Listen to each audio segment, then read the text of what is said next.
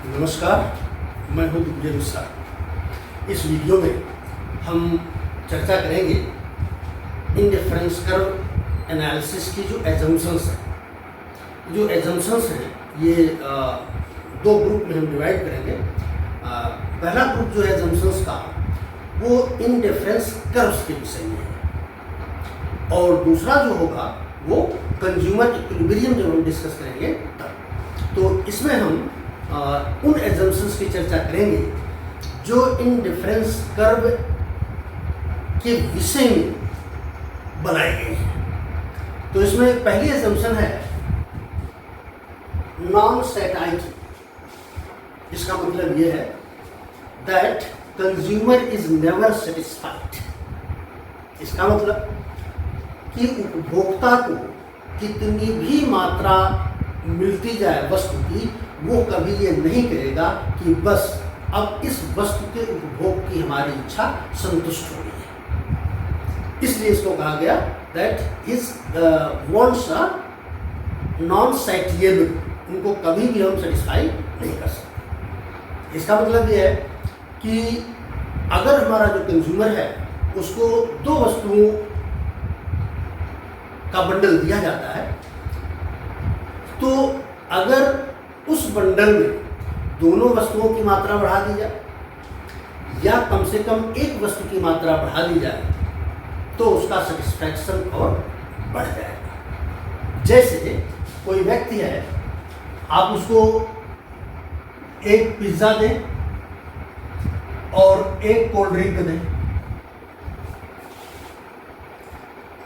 और उससे पूछें कि आपको एक और कोल्ड ड्रिंक दे दिया जाए तो कैसा रहेगा, तो कहेगा अच्छा रहेगा। एक और दे दिया जाए तो कैसा रहेगा, कहेगा कि और अच्छा रहेगा।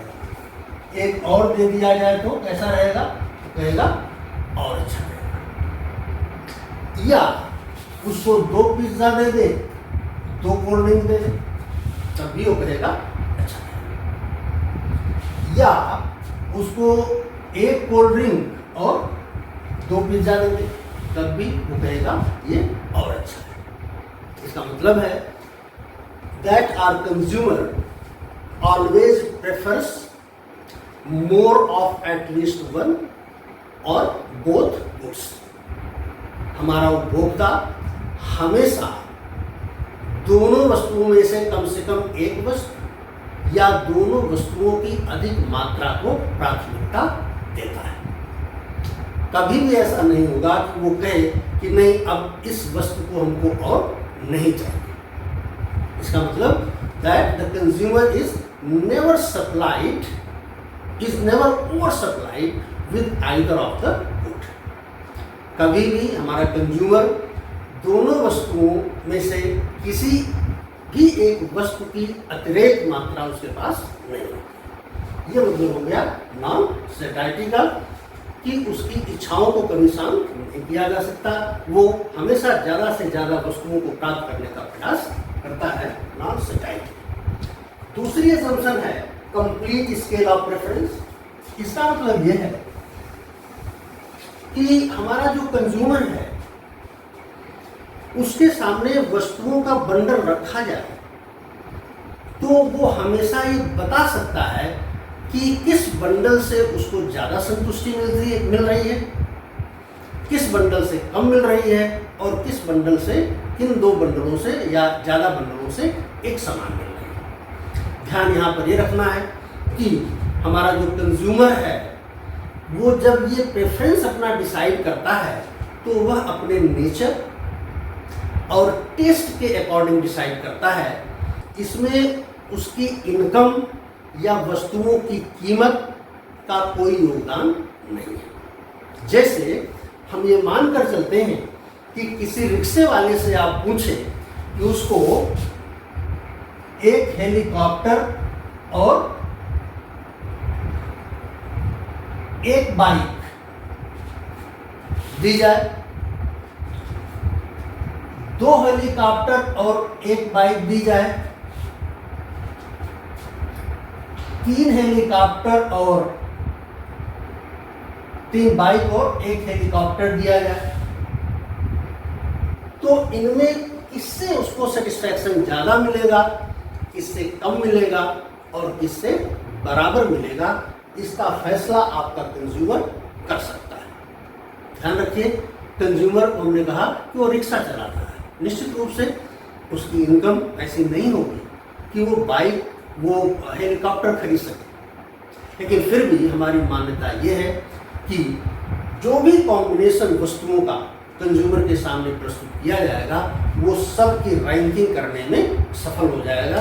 कि जैसे अगर हम डिफरेंट कॉम्बिनेशंस मान लीजिए, एक कॉम्बिनेशन ए है, दूसरा कॉम्बिनेशन बी है, तीसरा सी है, वस्तुओं का बंडल, तो हमारा कंज्यूमर हमेशा ये बता सकता है कि उसे ए से सेटिस्फैक्शन बी के अपेक्षा ज़्यादा मिल रहा है, बी का सी के बराबर है, या ए का बी से ज़्यादा मिल रहा है, बी का सी के बराबर है, या ए सी के बराबर है इसको बी से ज़्यादा। इस तरह से वो अपने जो प्राथमिकताएं हैं उन प्राथमिकताओं को हमेशा क्रमबद्ध करने में सफल हो जाएगा। ये है मतलब कंप्लीट स्केल ऑफ प्रेफरेंस।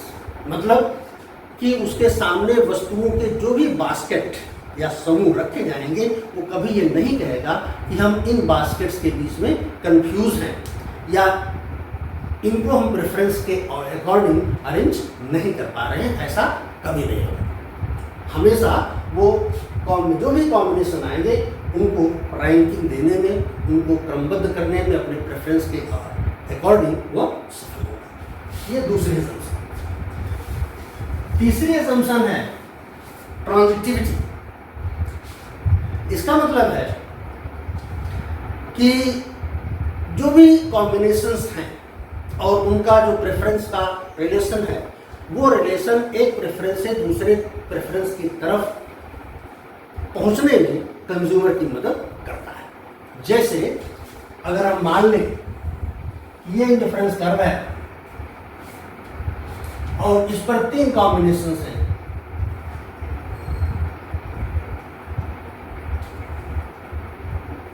ये 3 कॉम्बिनेशन है। जैसे ये मान लीजिए सेब है, ये आपका अमरूद है, यहाँ पर 1 है, 10 है, यहाँ पर 2 है, यहाँ पर 5 है, यहाँ पर 3 है, यहाँ पर 3 है, और ये कॉम्बिनेशन RST। तो अब अगर आपका कंज्यूमर ये कहता है कि R और S से उसको एक समान सेटिस्फैक्शन मिलता है, S और T से उसको एक समान सेटिस्फैक्शन मिलता है, तो इसका इम्प्लीकेशन ये हो जाएगा कि उसको R और T से भी एक समान सेटिस्फैक्शन मिलता है। यहाँ पर देखिए कि तुलना ST की हो रही है SR की, मीन्स R और T के बीच जो रिलेशन है उस रिलेशन को हम ट्रांजिटिविटी के माध्यम से ड्रा कर रहे हैं। इसका मतलब that transitivity relation holds in the preference of the consumer. उपभोक्ता के प्राथमिकता में संक्रमणीयता का संबंध लागू होता है। इसी तरह से अगर वो ये कहता है R is better than S and S is better than T, तो इसका इम्प्लीकेशन हम ये निकाल लेंगे that R is also better than T। अगर R S से बेहतर है, S T से बेहतर है, तो ट्रांजिटिविटी रिलेशन के अकॉर्डिंग हम ये निष्कर्ष निकाल लेंगे कि R जो है वह T से भी बेहतर है। ये ट्रांजिटिविटी रिलेशन का मतलब है हमारे जो एजम्पशन है। इसके बाद चौथा एजम्पशन है कंसिस्टेंसी। कंसिस्टेंसी का मतलब है कि हमारा जो कंज्यूमर है वह अपने चॉइस में हमेशा कंसिस्टेंट है। कंसिस्टेंट का मतलब कि अगर उसे 2 बंडल्स के बीच में कंपैरिजन करने को कहा गया और वो ये कहता है that bundle A is better than bundle B, उपभोक्ता ये कहता है कि A बंडल से जो मिलने वाली संतुष्टि है वो B से ज्यादा है। तो कंसिस्टेंसी एजम्पशन का मतलब है कि जब कभी भी उस कंज्यूमर को ए और बी के बीच कंपेयर करने के लिए कहा जाएगा तो वह हमेशा ये कहेगा that A is better than, ऐसा वो कभी नहीं कहेगा कि बी इज बेटर देन ए। अगर ऐसा कहा तो वह अपने चॉइस में इनकंसिस्टेंट हो जाएगा, इनकंसिस्टेंट हो जाएगा, असंगत हो जाएगा। तो हमारी ये असम्पशन है कि उपभोक्ता अपने अनुमान में या प्रेफरेंस में संगतता का संबंध बनाए रखता है कि अगर दो बंडलों में से एक बार उसने एक को बेहतर कहा या बराबर कहा तो जब कभी भी उन दोनों के बीच उसे तुलना करना होगा तो वो हमेशा यही कहेगा कि ए बी से बेहतर है या ए बी के बराबर है। इसके उलट परिणाम को कभी नहीं देगा। यह है कंसिस्टेंसी का मतलब। अगला असम्पशन है हमारा diminishing marginal rate of substitution. Diminishing marginal rate of substitution क्या होता है इसके बारे में हम इसके पहले जो वीडियो है उसमें बता चुके हैं। तो ये जो diminishing marginal rate of substitution है इसका मतलब ये है कि जैसे जैसे किसी एक वस्तु के कंजम्पशन की मात्रा हम बढ़ाते हैं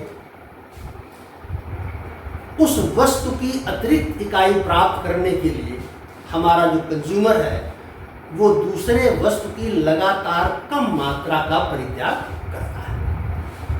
इसको हम कहते हैं diminishing marginal rate of substitution.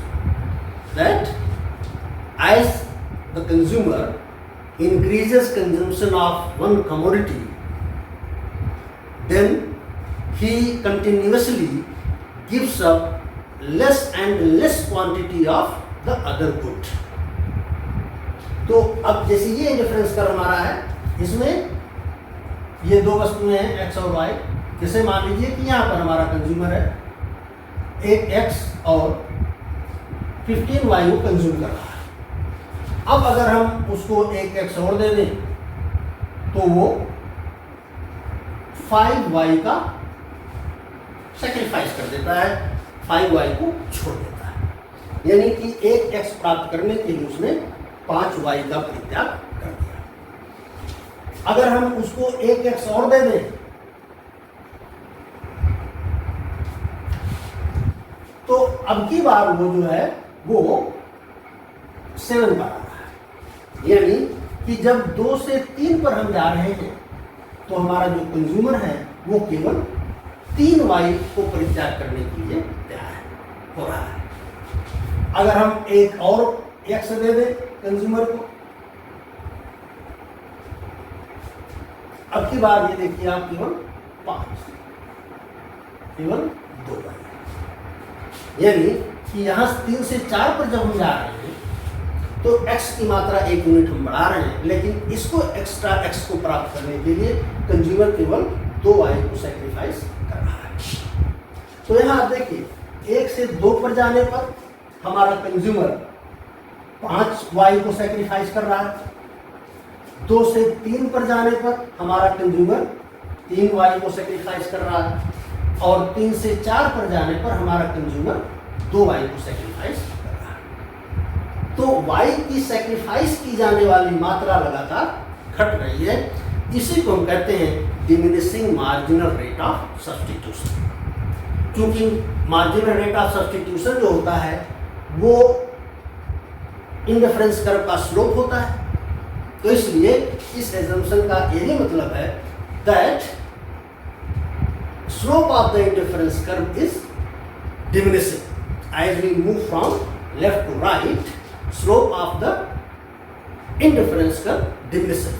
जैसे जैसे हम बाएं से दाएं की ओर जाते हैं, जो उदासीनता वक्र है उसका जो ढाल है वो लगातार घटता जाता है। यहाँ देखिए 5, 3, 2 ये लगातार घट रहा है। तो ये इतनी एजम्पशन है जो इंडिफरेंस कर्व के विषय में बनाई गई हैं, जिनके आधार पर इंडिफरेंस कर्व एनालिसिस को आगे बढ़ाया जाता है और इसके माध्यम से कंज्यूमर इक्विलिब्रियम को हम डिफाइन करते हैं कि कंज्यूमर इक्विलिब्रियम कैसे तय होगा। इन एजम्पशंस के आधार पर ही इंडिफरेंस कर्व की प्रॉपर्टीज भी डिराइव की जाती हैं। वो प्रॉपर्टीज हम अगले वीडियो में डिराइव करेंगे। वीडियो पर अपनी राय अवश्य दें। अगर कोई बात समझ में नहीं आई है तो चैनल के डिस्क्रिप्शन में व्हाट्सएप नंबर है, उसके माध्यम से आप संपर्क कर सकते हैं। वीडियो को लाइक करें, शेयर करें, सब्सक्राइब करें। वीडियो देखने के लिए आपका धन्यवाद।